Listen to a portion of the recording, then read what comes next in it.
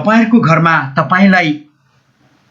तपाईसँग यस्ती तीन कुराले तपाईसँग मान्छेहरू अट्याचमा रहन्छन् र तपाईसँग नजिक रहन खोज्छन् र तपाईलाई भेट्न चाहन्छन् र तपाईलाई मान्दछन् गन्दछन् र तपाईसँग एउटा प्रभावित हुँदछन्। नम्बर 1 मा छ अभावले। कुनै पनि केही चीजको अभावले तपाईसँग केही कुरा तपाईले देउन् भन्ने चाह राखेर तपाईसँग नजिक हुन खोज्दछन् र तपाईको घरमा आउन चाहन्छन्। र दोस्रो नम्बरमा भावले।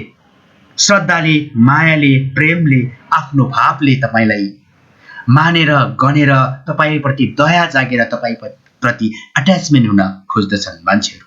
तसर्थ तपाईलाई तपाईको घरमा र तपाईको जीवनमा यी तीन कुराहरू जहिले पनि तपाईमा एट्र्याक्टिभ र तपाईसँग सकारात्मक हुन पर्छ। र नम्बर 3 मा छ प्रभावले। तपाईको कामको वर्णनले, चित्तले, दिलले तपाईप्रति प्रभावित भएर मान्छेहरू तपाईसँग नजिक हुन खोज्छन्, तपाईको घर आउन खोज्छन् र तपाईलाई कल आउन सक्छ र तपाईको विभिन्न स्ट्याटसहरू र विभिन्न सामाजिक सञ्जालमा तपाईलाई फलो गर्ने गर्दछन्। तसर्थ तपाई सकारात्मक हुन जरुरी छ। दुनियाँले त तपाईलाई जुनसुकै पनि ट्याग लाउन सक्छन्, त्यो ट्याग तपाई सही हुनुपर्छ। तपाई सही भयो भने तपाईको लाइनको पछाडि अरु लाइन लाग्न बाध्य हुनेछन् यो दुनिया। तसर्थ तपाई सकारात्मक हुनु भनेको दुनिया एक स्टेप सकारात्मक गतिमा लानु हो।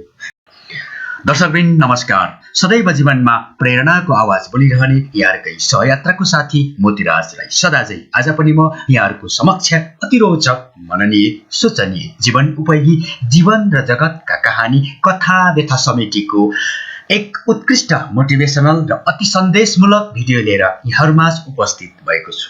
दर्शकवृन्द विषय प्रवेश गर्नुभन्दा अगाडि यहाँले अहिलेसम्म यस च्यानललाई सब्स्क्राइब गर्नुभएको छैन भने सब्स्क्राइब गर्न नभुल्नुहोला र हाम्रो च्यानललाई सब्स्क्राइब गरी हाम्रो सदस्य बन्न सक्नुहुन्छ। यानि कि यस्ता खालका प्रेरणा, मोटिभेशनल, एजुकेशनल र जीवन उपयोगी सामग्रीहरू यहाँले सदैव पाइरहनुहुन्छ र यस्ता खालका सकारात्मक कुराको खोजी र चासो दिने व्यक्तिहरूमध्ये तपाईँ एक हुनुहुन्छ। तसर्थ यस्ता जीवन उपयोगी सन्देशलाई संसारभरि प्रभाव गर्ने हाम्रो अभियानमा साथ दिइरहनुहोला। यदि गर्दा यहाँलाई त खासै फरक नपर्ला, तर मलाई भने अति नै हौसला र यहाँहरूको साथ मिल्नेछ।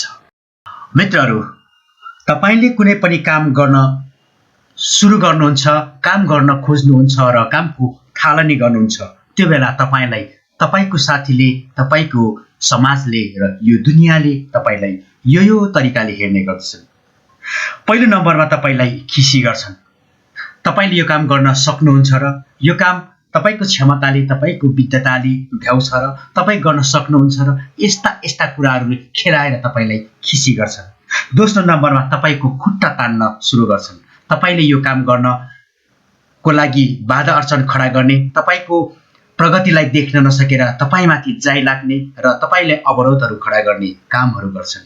तपाईको खुट्टा तान्ने, तपाई त्यो आफ्नो केन्द्रबिन्दुसम्म र आफ्नो डेस्टिनेसनसम्म पुग्नको लागि तपाईले बाधा अर्चनहरू खडा गर्दछन्। भने तेस्रो नम्बरमा तपाईहरुकै विरुद्धमा तपाई जब यो कामको थालनी गर्न थाल्नुहुन्छ, त्यो बेला तपाईको लागि अवरोधहरू खडा गर्छन्, विरुद्धमा जाई लाग्छन् तपाईमाथि। नाना किसिमका अवरोधहरू, नाना किसिमका कुराहरू र नाना किसिमका केसहरू चलाइदिन्छन् तपाईमाथि। त्यो कुरादेखि तपाई बेलैमा सावधान रहनु पर्छ र यो दुनियाँको नियम नै त्यस्तो हो। जो तपाईभन्दा तल छन् त्यो मान्छेले नै तपाईको खुट्टा तान्ने हो, त्यो मान्छेले तपाईको विरुद्धमा जाई लाग्ने हो। तपाई त्यस्ता झिना मसिना र घस्यौटाहरूसँग तपाई नडराइकन, नडगमगाइकन अगाडि लाग्न उत्प्रेरणा गर्दछ। र चौथो नम्बरमा तपाईको सफलता हुनुहुन्छ, तपाई त्यसमा आफ्नो कार्यशैली जमाउँदै हुनुहुन्छ, तपाई त्यसमा लोकप्रियता जमाउँदै जानुहुन्छ। त्यो आफ्नो कामप्रति तपाईलाई विश्वास हुँदै गइसकेपछि तपाईलाई फेरि तपाईको सिको गर्न थाल्छन् र देखासिकी गर्न सुरु गर्छन्। त्यसैले समाज तपाईले सोचेको भन्दा फरक छ, समाज तपाईभन्दा धेरै अलग छ। तसर्थ तपाईको लाइनमा समाजलाई उभाउने खालको आफ्नो क्यापासिटी, क्षमतालाई अगाडि बढाउनुस्। तपाई यसैमा अगाडि बढ्नुस्, यो कुराले तपाईलाई अवश्य पनि उत्प्रेरणा गर्दिनेछ। भने तपाईलाई तपाईको घरमा ठूलो भयो भने तपाईलाई समाजले चिन्छ, तर तपाईको मन ठूलो भयो, तपाईको दिल ठूलो भयो भने तपाईलाई संसारले चिन्नेछ। तसर्थ मित्रहरू, तपाईले सकारात्मक सोच, सकारात्मक कर्म र धर्मले आफ्नो कार्य, आफ्नो जुन गर्नुपर्ने क्रियाकलाप हुन् अगाडि बढ्दै जानुहोला। मेरो शुभकामना।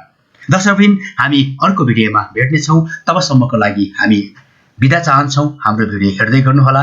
यदि सकारात्मक तपाईको जीवनमा पनि परिवर्तन भयो भने तपाईले पनि आफ्नो जीवनलाई परिवर्तन गर्नुस्। हाम्रो भिडियोमा कमेन्ट गर्नुस्, हामीसँग साथ रहनुहोला, जोडिरहनुहोला। अहिलेलाई धन्यवाद। दर्शकबिन, यहाँलाई यो भिडियो कस्तो लाग्यो? राम्रो लागेमा अवश्य पनि हाम्रो च्यानललाई सब्स्क्राइब गर्नुहोला र आफ्नो साथीहरूलाई पनि सेयर गर्न नभुल्नुहोला। तपाईहरू जहाँ हुनुहुन्छ खुसी रहनुस्, सुखी रहनुस्, आपसमा माया बाँडेर अगाडि बढ्नुस्, स्वस्थ रहनुस्, व्यस्त रहनुस्, मस्त रहनुस्, सकारात्मक मार्गमा आफ्ना पाइलाहरू चाल्नुस्। हामी अर्को भिडियोमा भेट्नेछौँ। त्यतिजेलसम्मको लागि म आज्ञा चाहन्छु। नमस्कार।